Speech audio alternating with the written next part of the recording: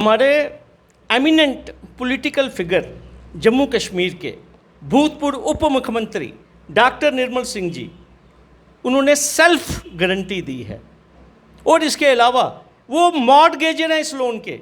मुझे कंट्राडिक्ट कर सकते हैं डॉक्टर निर्मल सिंह साहब कि क्या वो मॉर्टगेजर हैं इस लोन में या नहीं। आप देख रहे हैं न्यूज़ 7 इंडिया और मैं हूं अरफाज अहमद डैंग। जम्मू कश्मीर में अगर आपको कोई बिजनेस करना है या अपने पैरों पे खड़े होना है प्राइवेट सेक्टर में, तो आपके लिए एक सुविधा रखी गई है लोन। और जो रेडी फड़ी भी लगाते हैं उनके लिए भी 10,000 रुपया जो है उनको लोन दिया जाता है ताकि वो अपने पैरों पे खड़े हो सके और गवर्नमेंट जॉब्स की तरफ ना भागें। लेकिन उस 10,000 की रिकवरी के लिए जब बैंक आता है तो काफ़ी ज़्यादा परेशान जो है उस आम आदमी को, गरीब आदमी को करता है। वहीं अगर हम बात करें, लिंक रोड पे एक बैंक है J&K बैंक करके, जिस पे पहले भी काफ़ी सारे जो इंक्वायरियाँ हुई, काफ़ी सारे मामला जो हैं वो सामने आए। लेकिन एक नया मामला है जिसमें कोई भी बातचीत नहीं हो रही है और जिसमें मिलावस जो हैं, जिन लोगों ने वो लोन लिए हैं वो भाजपा के काफ़ी बड़े नेता हैं, पूर्व मुख्यमंत्री रह चुके हैं, अभी मौजूदा मेंबर ऑफ पार्लियामेंट भी हैं। और करोड़ों रुपया जो है उस बैंक से जो है वो लिया गया है, लेकिन अभी तक रिकवरी के नाम पे जो है एक जो वहाँ पे जो है पैसा जमा नहीं करवाया गया है। और जिस तरह से एक आम आदमी के साथ बैंक्स जो हैं जो रवैया अपनाते हैं वो वहाँ पे नहीं देखने को मिल रहा है और ना ही कोई चर्चा जो है इस सब पे हो रही है। हमारे साथ शेख शकील सर हैं, इनके द्वारा काफ़ी बार जो है इसमें जो है जानकारी दी गई, अपने फेसबुक पे भी, इंटरव्यूज़ में भी, कि भाई ऐसा मामला कुछ सामने आ रहा है, लेकिन अभी तक कोई इस पे एक्शन नहीं देखने को मिला। बात करते हैं शकील सर, आपने कल भी मैं देख रहा था अपने फेसबुक अकाउंट से जो है एक पोस्ट किया था, क्या पूरा मामला है और क्यों नहीं? अगर एक गरीब के ख़िलाफ़ कार्रवाई हो सकती है, रिकवरी हो सकती है, तो इनके पास क्या पैसे की कमी है? क्यों नहीं इनसे रिकवरी हो पा रही है? कौन लोग हैं ये? सबसे पहले डैंग साहब, आपका बहुत बहुत शुक्रिया। काफ़ी अरसे के बाद आपने मुझे आज मौका दिया बात रखने का। डैंग साहब, मैं अपनी अर्स्टवाइल रियासत जम्मू कश्मीर के तमाम जो मेरे शहरी हैं और ख़ास तौर पर पूरे भारतवर्ष के लोगों को एक चीज़ शेयर करना चाहता हूँ। ये पहले चीज़ें पब्लिक डोमेन में हैं। एक प्राइवेट लिमिटेड कंपनी जिसका नाम है Himgiri infrastructure development projects limited company, इस कंपनी के ये रजिस्ट्रार ऑफ कंपनीज़ जम्मू में ये बाकायदा रजिस्टर्ड है अंडर कंपनीज़ एक्ट। इस कंपनी के कुछ प्रमोटर्स और जो शेयर होल्डर्स जो हैं उनके नाम बताना पहले ज़रूरी है। बिल्कुल। इसके प्रमोटर्स शेयर होल्डर श्रीमती ममता सिंह, जो कि जोजा हैं हमारे साबिका नायब वज़ीर आला डॉक्टर निर्मल सिंह जी की, और इसके अलावा हमारे मेंबर पार्लियामेंट जो जुगल किशोर जी हैं वो इसके प्रमोटर हैं। इसके अलावा कविंदर गुप्ता जी भी इसके प्रमोटर रहे, हालांकि उन्होंने बाद में कोई रिज़ाइन किया है बिना बैंक को बताए हुए। ये जो Himgiri infrastructure project limited company जो है, इस कंपनी को 3 मेगावाट का एक माइक्रो हाइडल प्रोजेक्ट मिला हिमाचल प्रदेश सरकार के द्वारा। ये बताना बहुत ज़रूरी है कि हिमाचल प्रदेश सरकार ने हमारी इस हिमगिरी इंफ्रास्ट्रक्चर, जिसके प्रमोटर्स शेयर होल्डर्स जिनके मैंने नाम अभी लेकर बताए ये थे, और चंद लोग और भी शामिल हैं इसमें, ये प्रोजेक्ट इनको मिला। इसके लिए फ़ाइनेंस हासिल करने के लिए जम्मू कश्मीर बैंक की लिंक रोड ब्रांच को प्रपोज़ल सबमिट किया गया था 2009 में जी। ठीक है। पहले ये प्रपोज़ल बैंक ने खारिज किया, लेकिन अल्टीमेटली बाद में सुनने में आया कि 2012 में कोई 15 करोड़ के करीब इनको टर्म लोन जो है वो मिला। फिर सेकंड टर्म लोन, फिर थर्ड टर्म लोन, ये तकरीबन कोई 30 करोड़ तक इन्होंने बैंक से लोन जो है वो लिया।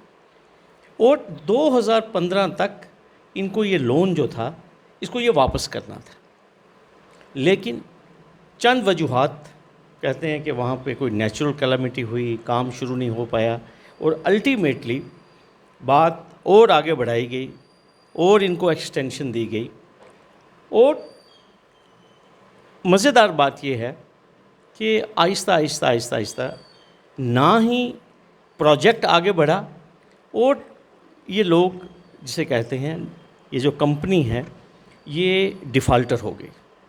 सिर्फ डिफ़ॉल्टर ही नहीं, मैं आपको बताऊंगा कि इसके ख़िलाफ़ जो सूचना है, हालांकि जम्मू कश्मीर बैंक जो है इसके ऊपर कोई भी इन्फॉर्मेशन जो है वो शेयर नहीं करना चाहता है, लेकिन जो चंद अखबारात या चंद सोशल मीडिया के द्वारा जो हमें पता चला कि सरफेसी एक्ट के तहत भी नोटिस इशू हुआ, लेकिन उसके बावजूद भी कोई कार्रवाई इसके ऊपर नहीं हुई।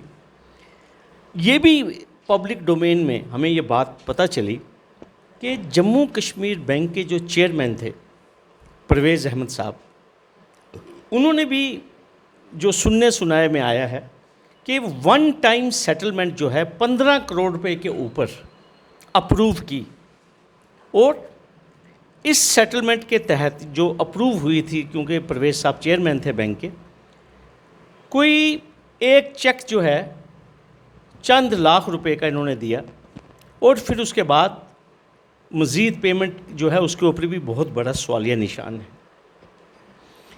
अभी ये भी मालूम नहीं है कि क्या जो चेयरमैन ने सेटलमेंट अप्रूव की, जिसको बोर्ड ऑफ डायरेक्टर्स के पास रेफ़र किया गया, कि क्या जम्मू कश्मीर के जो बोर्ड ऑफ डायरेक्टर्स हैं बैंक के, क्या उन्होंने इस OTS को, क्या इसके ऊपर मोहर लगाई है बोर्ड ऑफ डायरेक्टर्स ने या नहीं, ये भी चीज़ सामने आना बाकी है।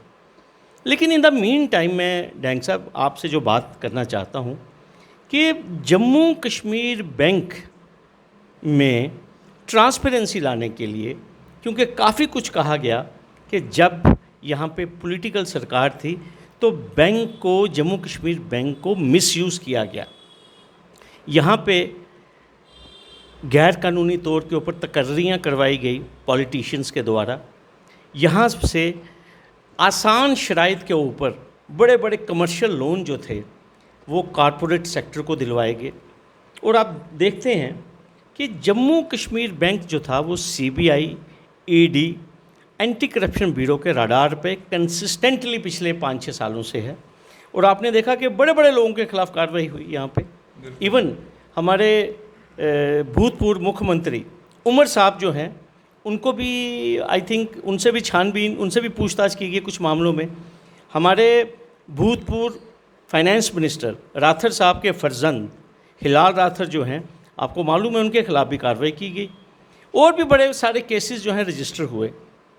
लेकिन ये जो पब्लिक मनी है, जो सूद समेत करोड़ों रुपए का है, लेकिन कभी आपने सुना कि लिंक रोड शाखा के खिलाफ वहाँ कोई छापा, वहाँ कोई FIR, इस मामले की कोई इन्वेस्टिगेशन? मुझे लगता आपने नहीं सुना होगा। और कल मैंने यही चीज़ अपनी फेसबुक पे लिखी थी। हमारे बहुत ही अपराइट डायरेक्टर हैं एंटी करप्शन ब्यूरो के, आनंद जैन साहब, मैंने उनको यही चीज़ कही थी, you have done a remarkable job for unearthing frauds in J&K bank.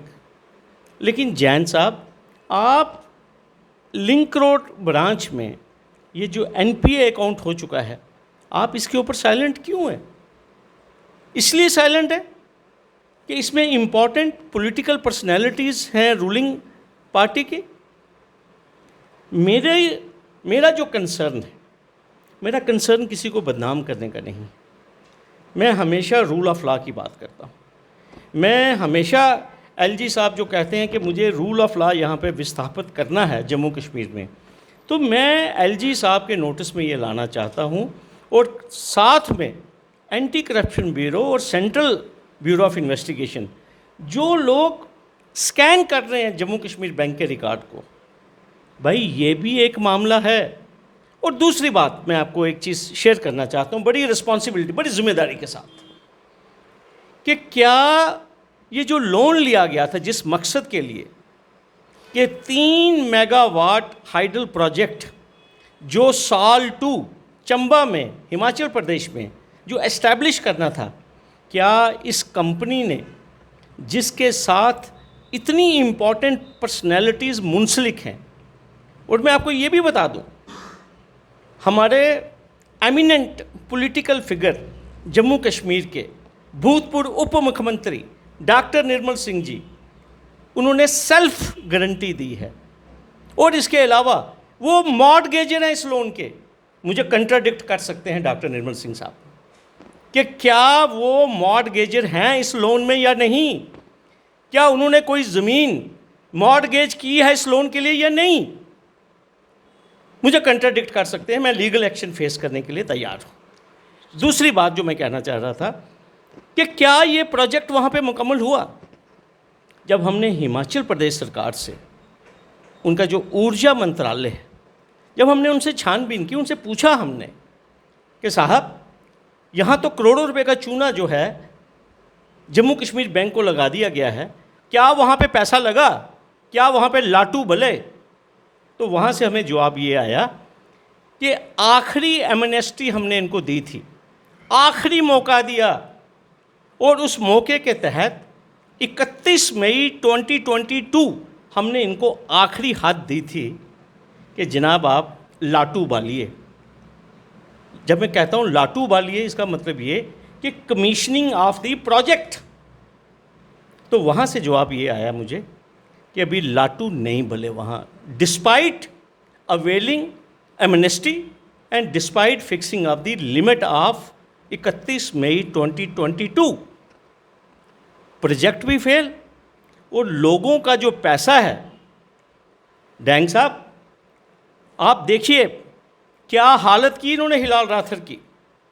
Hilal rather की 11 महीने के बाद ज़मानत हुई है। मेरा कोई रिश्तेदार नहीं, ना मुझे कोई हमदर्दी हिलाल राथर से, लेकिन अगर rule of law Hilal rather के लिए इतना सख्त है, अगर सीबीआई एंटी करप्शन ब्यूरो इतनी सख्ती से उसकी बेल एप्लीकेशंस अपोज की, यहाँ पे लॉ इन्फोर्सिंग एजेंसीज खामोश क्यों। मेरा ये एक जनता के सामने और अपने प्रधानमंत्री साहब के सामने जो कहते हैं ना खाऊंगा ना खाने दूंगा, तो भाई जिन्होंने गलत किया है क्या उनको म्यूज़िक फेस नहीं करना चाहिए।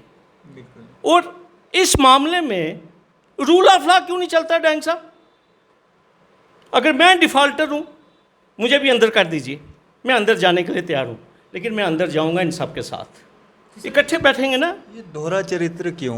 अगर कोई 10,000 रुपया लोन लेता है, लाख 2 लाख लेता है, उसके खिलाफ कार्रवाइयाँ होती हैं, उसकी जायदाद को जो है वो रिकवर किया जाता है, उसको उसके खिलाफ एफआईआर दर्ज करवाई जाती हैं, या लेकिन जो ये बड़े लोग हैं इनके लोन माफ़ कर दिए जाते हैं। जो करोड़ों रुपया जो एक आम आदमी का है, जो 5 रुपये की एक साबुन भी लेता है वो भी एक टैक्स देता है, आम आदमी का पैसा है, तो ये क्यों हो रहा है। देखिए डैंग साहब कहते हैं बात निकलेगी तो दूर तलक जाएगी, और साथ में शायर ने कहा हुआ है कुछ तो मजबूरियां रही होंगी वरना यूं ही कोई बेवफा नहीं होता। अब आप अपने हाथों से अपने लाडले बच्चे जो हैं उनकी कुर्बानी कैसे दे सकते हैं। लेकिन कानून में गुंजाइश है ना। जब हम कहते हैं कि कानून सबके लिए बराबर है, शेख शकील ने अगर बैंक से लोन लेना है, शेख शकील से मॉर्टगेज करवाई जाती है।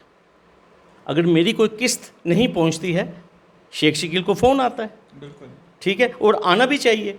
क्यों? क्योंकि वो पब्लिक सर्वेंट हैं बैंक के लोग। लेकिन अगर मुझे कोई बैंक ने सुविधा दी है और मैं एक लॉ अबाइडिंग सिटीज़न हूँ, तो मुझे वो किस्त जो है कोशिश करनी चाहिए, हर महीने जो है वो वहाँ पे पहुँचनी चाहिए। आपने करोड़ों रुपया लोन ले लिया और जो OTS की जा रही है, वन टाइम सेटलमेंट, वो 15 करोड़ रुपये की जा रही है, और जो हमारे पास इनपुट्स हैं वो भी सेटलमेंट जो है उसको भी ऑनर नहीं किया जा रहा है।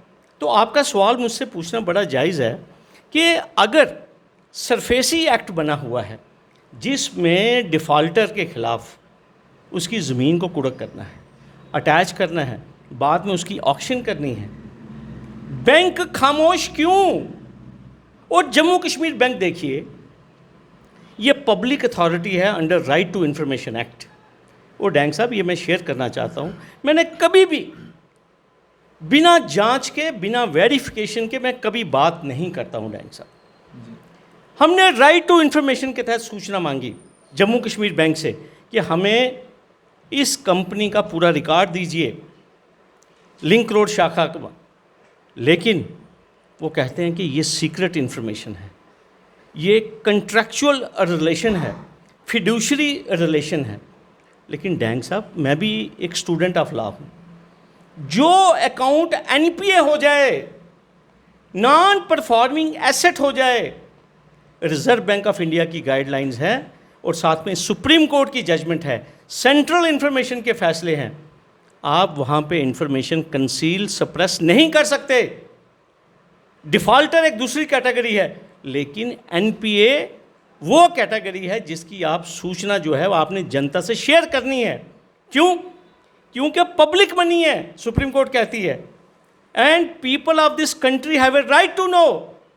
रोज़ आप देखते हैं डैंग साहब, अखबारों में, रसालों में, डेली एक्सेल्सियर में, स्टेट टाइम्स में इश्तिहार आते हैं, लोगों के नाम आते हैं, लोगों की बीवियों के, बच्चियों के फ़ोटो आते हैं कि ये डिफ़ॉल्टर हैं, और कोई लोग इनके साथ डील ना करें, इस प्रॉपर्टी को ना खरीदें। बिल्कुल ठीक है, एक तरफ ये कानून और दूसरी तरफ मुकम्मल खामोशी। ये खामोशी क्यों है? ये खामोशी इसलिए है क्योंकि ये बहुत बड़े बड़े नाम हैं, क्योंकि ये हमारे जम्मू के प्रोमिनेंट पर्सनैलिटीज़ हैं और ये कानून से ऊपर है। सर, किस तरह की कार्रवाई की मांग करते हैं और क्या आपको लगता है कि कार्रवाई होगी? मुझे पूरी उम्मीद है अब कार्रवाई होगी। जो डैंग साहब मेरी आज आपसे बात हुई है, इंशाल्लाह ये बातचीत बहुत दूर तक जाएगी, ये मैं आपको बताऊंगा। और मुझे अपने अल्लाह ताला पे और अपने प्रधानमंत्री नरेंद्र भाई मोदी जी पे और अपने होम मिनिस्टर से मैं इतना पूरी उम्मीद हूँ उनसे। डैंग साहब, मैं जब भी कोई मैंने बात पब्लिक डोमेन में रखी, जब भी मैंने कोई बात पब्लिक इंटरेस्ट की उसके ऊपर अमल हुआ, इम्प्लीमेंटेशन हुई। इसलिए मैं बड़ा पूरी उम्मीद हूँ कि लोग बात करने से डरते हैं। शायद प्रधानमंत्री जी को, शायद अमित शाह जी को, शायद हमारे एलजी साहब को इन वाक़यात की शायद उनको मालूम ना हो, और मुझे लगता है कि हमारी इस बातचीत के बाद डेफिनेटली लॉ इन्फोर्सिंग एजेंसीज जो हैं वो भी मुझे लगता है एक्टिवेट होंगी, और आप देखेंगे चंद दिनों के अंदर ही आप इसका रिज़ल्ट ज़रूर देखेंगे।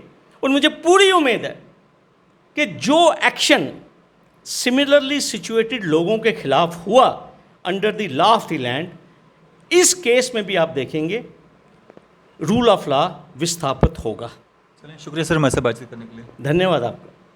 तो ये थे हमारे साथ एडवोकेट शेख शकील सर। इसी तरह की मजीद अपडेट्स के लिए आप देखते रहे न्यूज़ इंडिया। मैं अरफाज अहमद डैंग, कैमरामैन शाहनवाज के साथ।